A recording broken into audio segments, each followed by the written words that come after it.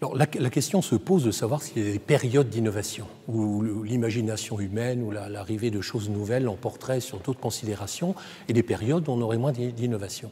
Alors, quand on regarde sur longue période, dans l'évolution du monde, si vous voulez, on constate bien des vagues d'innovation.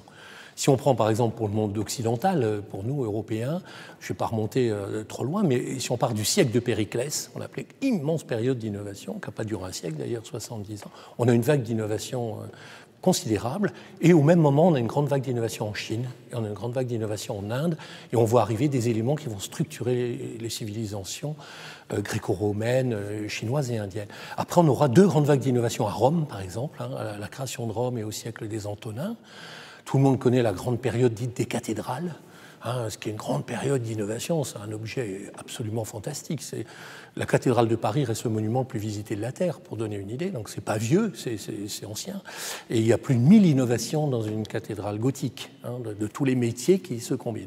On a la grande vague d'innovation de la Renaissance, qui donne la base de l'innovation moderne. On a la Belle Époque, qui a tant marqué l'Europe. Vous voyez des palais, des grandes expos universelles à Bruxelles, d'autres pays, etc. Après, il y a eu deux grandes guerres mondiales, on n'était pas très innovants. Et aujourd'hui, on est dans une grande vague de cette même intensité. Ce n'est pas que mon avis, c'est partagé par les grands analystes des grandes universités mondiales. On parle du digital, mais il n'y a pas que ça. Il y a la révolution biologie moléculaire, la génétique révolutionnaire, enfin, l'énergie, on va quitter le duo pétrole-auto pour aller vers quelque chose d'autre. Donc on a bien des vagues d'innovation. En fait, si on regarde le processus, il est à peu près toujours le même. On a un état technique de la société, et la société s'est structurée autour. Par exemple, à une époque, les chemins de fer, la vapeur, au XIXe siècle, moitié de tous les investissements, c'est les chemins de fer.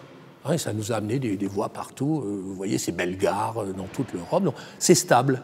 Alors, on innove, on améliore la technique de la machine à vapeur. Elle va un peu plus vite. Bon. Mais enfin, on est dans un état stable de relation entre la technique et la société. Et puis, petit à petit, alors l'invention continue. Les chercheurs cherchent. La science continue. Les brevets s'accumulent, si vous voulez. La batterie des brevets s'accumule, si vous voulez, on cumule des connaissances, on en utilise un peu pour améliorer les choses, et à un moment donné, ce pack de connaissances est tel que l'on va tout balancer pour passer à un phénomène nouveau. L'électricité a progressé, au début c'était pas grand-chose, elle est maintenant puissante, on va faire des trains électriques, et c'est plus du tout pareil que des machines à vapeur, c'est plus les mêmes métiers, etc. Et donc on a un phénomène on peut pas changer tout le temps, imaginez, on n'investirait pas. Donc à un moment donné, on a un équilibre qui se passe avec la société, le phénomène, la recherche progresse, la technologie progresse, et à un moment donné, l'histoire bascule. Donc l'apport de Schumpeter est important, on le redécouvre aujourd'hui. Pourquoi ? Déjà, on n'est pas dans une phase d'innovation continue.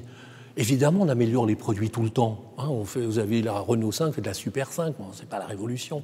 La nouvelle Clio, la Golf 7, bon, rien que le numéro vous indique que ça existait déjà. Il y a toujours 4 roues, c'est à peu près la même allure, mais c'est mieux. Ça, je dirais, c'est de la continuité. Ce de n'importe Schumpeter est pour l'innovation de rupture, dit-on. C'est-à-dire qu'on ne parle plus de la même chose et on a discontinuité. Et on arrive à ce que j'appelle des innovations radicales ou extraordinaires. Il n'y a plus de connexion. Une voiture, ce n'est pas un cheval qui court plus vite. Il n'y a plus de chevaux, c'est plus pareil, c'est de la mécanique, il y a de l'essence. Donc c'est une rupture radicale qui interpelle la société, puisqu'on va arrêter des choses. On le voit en Europe, vous voyez, les vieilles usines, elles ont arrêté. Une époque, on vous dit, c'est une usine, vous voyez, c'est une friche. Donc c'est assez violent comme attitude, ou un central téléphonique, j'évoquais, toutes les personnes qui y travaillaient mettaient des prises dégagées, on remplace par un système automatique. Alors, Schumpeter met en garde, il vous dit, attention, destruction créative. Il ne dit pas création destructive. La destruction arrive avant la création. Et on l'observe bien. On comprend en Europe, on dit, mais c'est fini. Tout le monde dit, mais la presse, ça va être fini. Regardez, la Tribune a arrêté d'éditer. Quand est-ce que va disparaître le dernier journal ? Le papier, est-ce que c'est fini ? Est-ce que c'est autre chose ? Donc, on voit bien cette destruction. C'est ce qui inquiète la société. Déjà, il faut se rappeler que ça existait, parce que les gens de l'innovation, c'était un peu des gens assez idéalistes qui avaient oublié qu'il y avait destruction dans l'affaire. Que quand ils mettaient un système automatique, la personne qui le faisait dégage. Donc, rappelez quand même, sinon on voit qu'une partie de la question. Et il vous dit, mais créative, création de quelque chose de nouveau, totalement nouveau. À la Belle Époque, il est né 32 nouveaux secteurs.